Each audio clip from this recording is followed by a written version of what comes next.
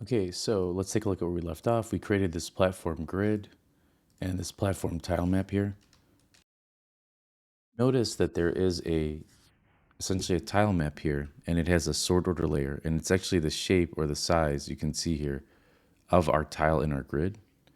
And so we click on this is our grid, and then this is the actual tile map, and it shows you all the tiles that are on there. And again, and there's this order and layer which is set to 0. So I want to show you how that works because that's kind of important as well. If we go into the platformer art pack here and we look at their backgrounds, they seem to have an image here, and they've actually cut them up for us. So let's say I want to put this, this forest one behind this. If I grab this and I drop this in our scene here, you can see this order layer is set to 0, and this one is set also to 0. So if I drag this and just drop this on there as a child of that object, you could see it's all part of the same sort of ecosystem. And this just becomes really just an image that's sitting below it as a child. But if I set this to 1, you can see that it went in front of the platformer tile map. So you always want to think about this as you look at your platformer grid, or we're going to have multiple of these. Like we'll oftentimes have a background one, and then we'll paint the background using this platform grid. But you want to say, you know what, this one should be 1, and then this one should be set to 0. And that way, regardless of the positioning that they're in there and the hierarchy, they'll always know which one is on top. And then you could kind of move this up or move this here, whatever makes best sense to you, and just maybe paint more rocks or dirt down here. Something else I want to point out is, do you see this platformer game palette here that's in this tile maps folder? If we go in here, we look at this platformer grid. Let's see if we look at tiles here. What you generally want to do is eventually, once you're pretty happy with the way this works out, is you want to save this off as a prefab. So you could drag it inside of your tile maps here. And now you can see we have a platformer grid. And if I double click that, it has those different elements and you can edit it. Another thing is you can actually go inside of your grid, and then this is just our platforms, right? This is what I want. So I can go in here and I could delete this background if I don't want it, and I can go back, and then it doesn't prompt me to hit override or assign all, and all I have inside of here is this platformer tile map. But you want to remember to click that arrow. If you don't do that and you edit it out here, you're going to have to go to overrides and hit apply all, which can sometimes cause problems. And also, if we go down to our platformers grid here in the prefab and I double click it, you can see that background is now missing. So just kind of a little bit of a refresher on platformers prefabs, if you're not familiar with it. There's something else I want to talk a little bit about when it comes to sort order, and that's this. So I'm going to go inside of here, or actually, you know what? I'll work on it outside of, which I'm not supposed to do, my platformer grill, and then I'll show you how override all works. But if we go to our tile palette here, we talked about sort order with background and stuff. The thing is, when we go in here and we say, you know what, I want, instead of our ice here, I want it to be grass, I could select these, right? I just left click and drag and highlight, and then I could just click here. It's not actually placing them on top of each other. It's replacing the ones that are in the grid, right? So if we do something like this, or maybe this is probably a better example next to that green. So you're actually replacing them, just so you know, inside of that palette, and not adjusting the sort order when you place this on top. So let's take a look at another tool that's useful is this eraser. So I can actually go in here, and do you see how it's the same size as that object that we selected earlier? So if I just click on one here and I have the eraser selected, so let's click on eraser now, and you can see it only matches one tile. I can erase individual tiles like that. So that's another useful. There's also a flood, like a flood fill active brush. So let's say we want to right click, and then we want to make a 2D object and another tile map, and it's a rectangle, and I'm just going to call this background grid. So this is going to be our background.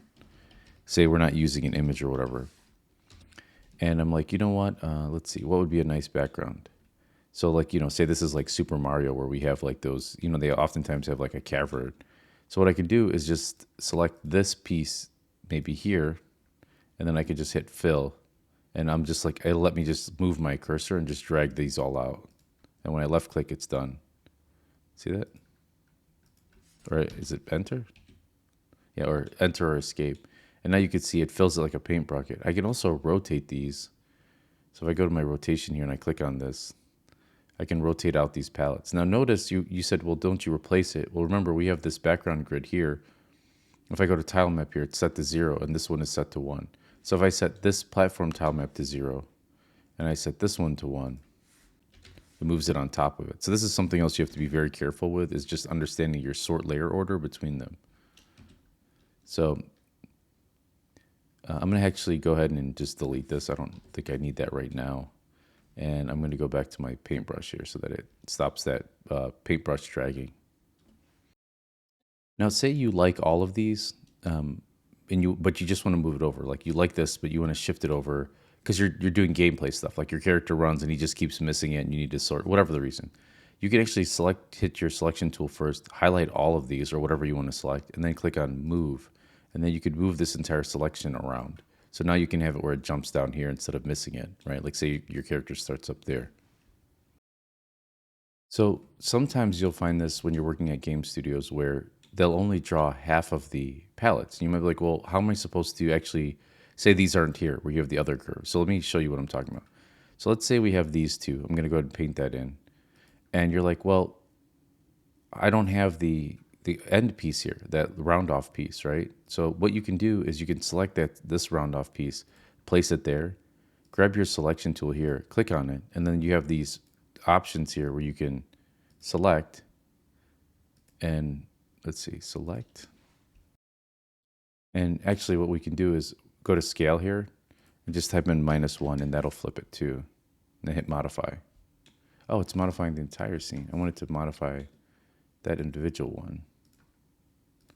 Let's see, select this guy on scale, -1.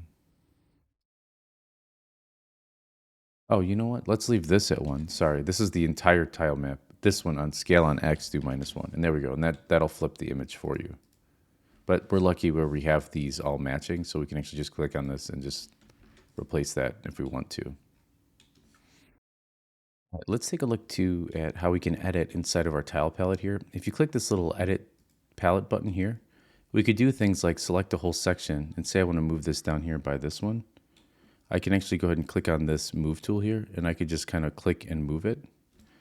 I can also just kind of click out over here. Let's see if we can. So something like this. So we can move all of our pieces around. Something else I could do is I could say, you know what, I like this. So let me go ahead and go back to my selection tool. And when I go to paint this, I actually want this to be rotated. So I'm going to grab my paintbrush tool. Actually, let's do our selection tool here. And then go back to our paintbrush. Oh, it looks like we're still in edit mode. That's right. So I'm going to go ahead and select this. And actually what you can do here too is you can click on this here. And then I can, go up into my paint view, and then I can rotate it. You can see I'm rotating my brush like this. I don't know if you can see it. It's kind of rotated on its side. I can also flip it. You can see now it's flipped. It's kind of hard to see because here, let me paint that one, and then I'll rotate it, and I'll click again. I'll flip it vertically, and then I'll just kind of erase these. So just kind of showing you the way you can edit it. Let's see. That's a way you can see your tile palette in your scene. So you can actually click on things as you're working. Like I can go in here and I could say, you know what, I want that. So, I mean, there's a lot of really useful, cool stuff going on that you can use. Actually, I think that's good for now. Just kind of a basic introduction to the tile map. We're going to be using this a lot to build our levels, so I don't think it's necessary for me to overly, kind of focus on this. Anyway, thanks for watching, and I'll look forward to talking to you in class.